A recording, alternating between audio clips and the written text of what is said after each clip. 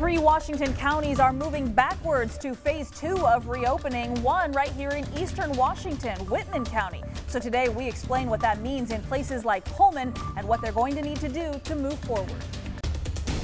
Tracking lots of sunshine this week, but it's also going to get very windy on Tuesday. We're tracking blowing dust advisories and wind advisories.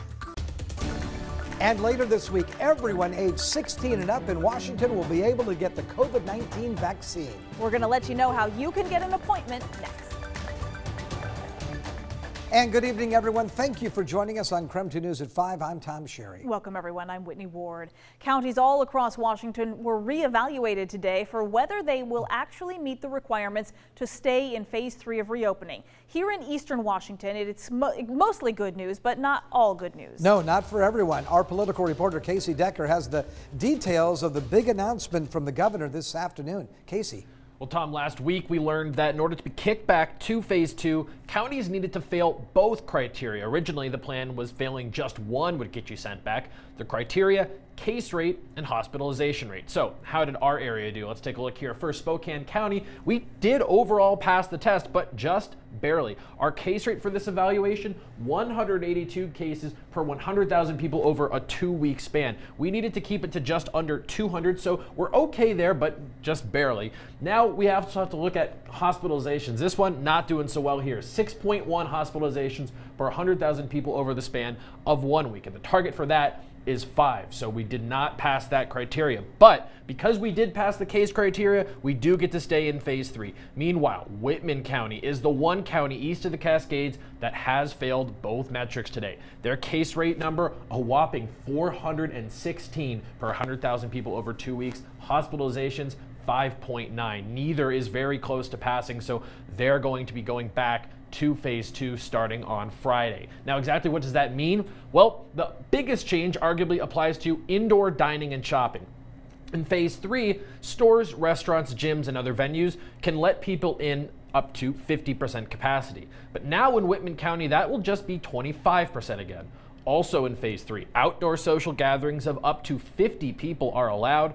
In phase 2, the max is just 10 people. However, we should note that within the city of Pullman, the max was actually already lowered to 10 last week in order to help them try to comply with these requirements and because of the rising case numbers that we were seeing there. Now, this change will also tighten restrictions on spectators at sporting events, although Inslee announced today that those restrictions won't actually be quite as tight as they were under phase 2 in the past. Now, regardless, it's clear that while Spokane County dodged a bullet for now, Whitman County did not. They'll need to get their numbers down by early May if they want to avoid being booted back all the way to phase 1 at that point, let alone hope to be allowed back into phase 3. Whitney, Tom. All right, Casey, thank you very much for the update tonight. All right, let's turn our attention now to Tom Sherry as we talk about conditions outside. You may be noticing it's already getting a little bit breezy outside depending on where you are. And Tom, it sounds like there's going to be real wind coming. Yeah, tomorrow's going to be the windiest day. We've got wind advisories in effect and blowing dust advisories. Here locally in Spokane, we'll see wind gusts up to about 40 miles per hour. Again, that's on Tuesday, but I am tracking more sunshine and it really gets warm towards the end of the week and into the weekend. Again, there's everywhere shaded in yellow. You can see that out in central Washington and the lower Columbia Basin. That blowing dust advisory in effect Tuesday through 8 p.m. and then a wind advisory just to the east of us, including Coeur d'Alene and then on up through the Sandpoint Bonners Ferry area. Again, that also in effect, that wind advisory through 8 in the evening.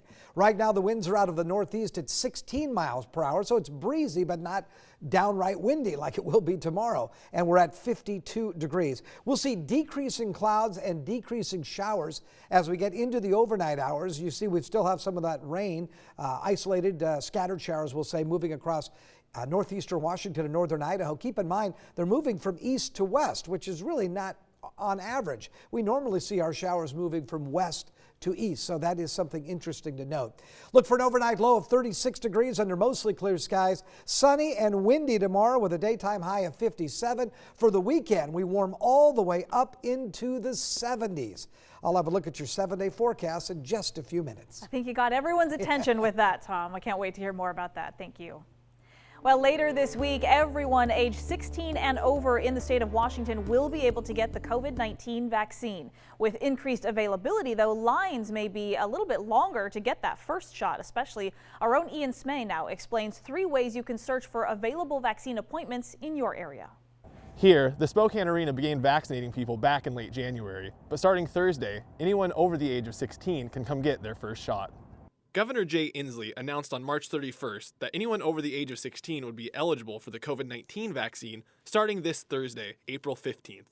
While lines at the Spokane Arena mass vaccination site have reportedly been shorter in recent weeks than compared to when it first opened, the expanded eligibility may cause lines to be a bit longer than in the weeks past. It may help to make sure you get your appointment set up as soon as possible, and here's a reminder on how. Washington's Vaccine Finder website will alert you when appointments are available near you. The volunteer-run website has you enter your zip code and choose if you are looking for an available vaccine, a location with a waiting list, or places you can call about availability. It then shows you a list of locations meeting your criteria with links to the provider's website. You can also follow them on social media or subscribe for text alerts for vaccines in your zip code. Another option is the Washington Department of Health Vaccine Locator website. There, you simply add your zip code and it shows you a list of places offering the vaccine and if they have appointments available. If you want a list of vaccines in more than just Washington, there's the Centers for Disease Control and Prevention's Vaccine Finder website. On that site, you enter a zip code and set the range from 1 mile to 50 miles of your location. That site will also let you filter by which approved vaccine you prefer. Once you get your search results, it shows what type of vaccines the location has, with a link to their website and their operating hours. Ian Smay, KREM 2 News. A 5-year-old Spokane girl continues to fight for her life tonight after she was attacked and received life-threatening injuries. Spokane police are also investigating the death of her mother, who they found in their home Sunday afternoon.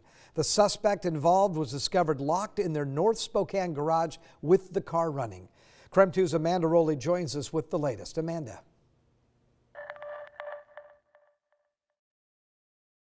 Good evening. Spokane police tell me that 5-year-old girl was taken into surgery. She is in the ICU and still in critical condition tonight. As for the suspect, though, he is at the hospital in police custody and is in stable condition. Spokane police are investigating a crime scene after discovering a woman who died from serious traumatic injuries at a North Spokane home. Sunday afternoon, the Spokane Fire Department discovered the woman and a 5-year-old girl who was still alive but with serious injuries. They also found an adult male locked in the garage with the car running. Police believe he is behind the death and attack on the victims. Family members have identified the child as Lily and her mother, Cassie.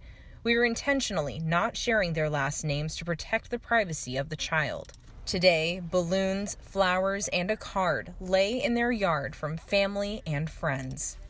We spoke to a few neighbors off camera who say they are heartbroken Lily lost her mom and is now fighting for her life. They describe her as a sweet little girl, adding the family moved into the home about a year ago. Police have not confirmed any identities, but they say once the suspect is booked into jail, they will release his name. Now, charges have not yet been filed, but they will once the suspect is booked into jail. At this time, it is unknown when he will be released from the hospital and taken to jail. Amanda Rowley reporting here on the Spokane South Hill. Amanda Rowley, KREM 2 News.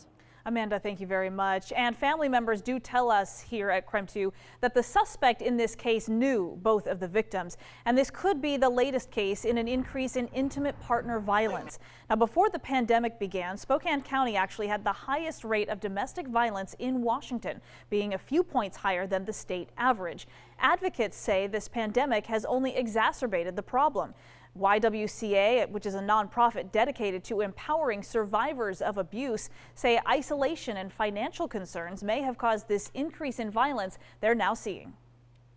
At YWCA Spokane last year, we saw an increase of 1,500 more calls to our DV helpline. So calls to that hotline increased more than 40% in 2020, moving from an average of 3,500 in 2019 to 5,000 in 2020. If you would like to reach out to that hotline with the YWCA, that number is right there at the very bottom of your screen. Also, our Morgan Trow spoke with the Domestic Violence Services Agency about why they believe this pandemic has led to such a shocking increase in violence. Her full report is coming up tonight on KREM 2 News at 6.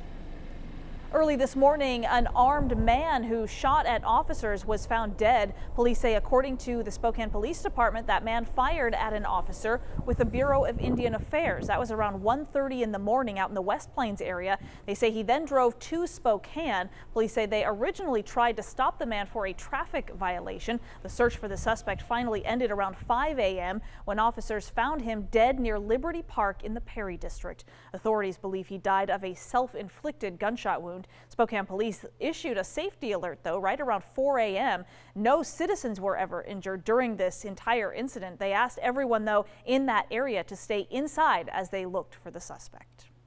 Over the course of this pandemic, many people have had to bury their loved ones. Now FEMA wants to help families with the costs. Find out how coming up. Then later, starting Tuesday, 5 new metered ramps will be opening across Spokane. What you need to know ahead of the reopening.